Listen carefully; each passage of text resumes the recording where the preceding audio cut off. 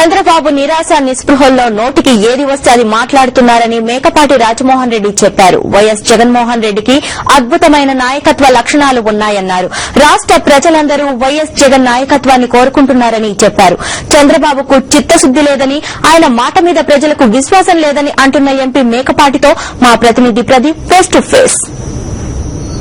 ప్రజా సమస్యలపై ప్రభుత్వాన్ని నిలదీయడమే లక్ష్యంగా మరో ప్రజా ప్రస్థానం పేరుతో షర్మిల మొదలుపెట్టిన మరో ప్రజా ప్రస్థానం పాదయాత్ర నిర్విఘ్నంగా కొనసాగుతుంది. విజయవంతంగా కొనసాగుతున్న ఈ పాదయాత్రలో పలువురు ప్రముఖులు పాల్గొంటున్నారు. ప్రస్తుతానికి మనతో నెల్లూరు ఎంపీ మేకపాటి రాజమోహన్ రెడ్డి గారు ఉన్నారు. సార్ చెప్పండి, ఒక సీనియర్ అంటే ఎంపీగా ఈ పాదయాత్రకు ఎలాంటి రెస్పాన్స్ అంటే మీరు చూస్తా ఉన్నారు? చాలా గొప్ప రెస్పాన్స్ ఉందండి.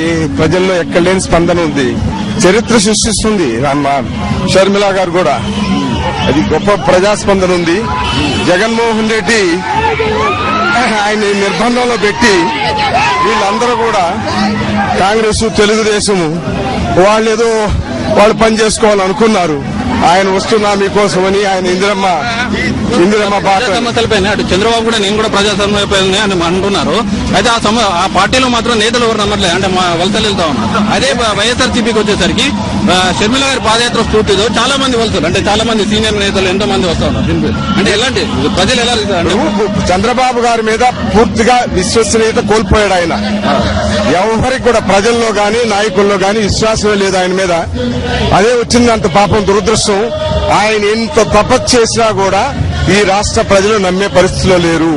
ఈ రాష్ట్ర ప్రజలందరూ కూడా ప్రజాస్వామ్య పరిరక్షణ కొరకు పూనుకొనున్నారు. వాళ్ళకు కావలసిన నాయకుడు వాళ్ళని పరిపాలించాలని, ఆ నాయకుడు జగన్మోహన్ రెడ్డి మాత్రమేననేది ఒక దృఢ సంకల్పంతో ఉన్నారు.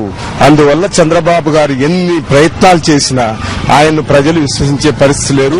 రాష్ట్రంలో 200 పైచిలకు శాసనసభ్యులను గెలిపించుకొని తప్పనిసరిగా ప్రభుత్వం ఏర్పరుస్తారు. కేంద్రంలో కూడా 35 పార్లమెంట్లు ఇంకా ఎక్కువ వచ్చే అవకాశాలు కూడా ఉన్నాయి. ఆ విధంగా ఒక కీలకమైన వ్యక్తి రాబోతున్నారు. కేంద్రంలో కూడా కేంద్ర ప్రభుత్వం ఏర్పరిచే దానిలో కూడా ఒక కీలక పాత్ర పోషించబోతున్నారు. దేశ రాజకీయాల్లో కూడా జగన్మోహన్ రెడ్డి ఒక కీలకమైనటువంటి వ్యక్తి కాబోతున్నాడని మొదటి నుంచి చెప్తున్నాను నేను. ఇప్పటికి అదే చెప్తున్నా. కాకపోతే ఇంకా రోజు రోజుకు పెరుగుతుంది ఆ విశ్వాసం.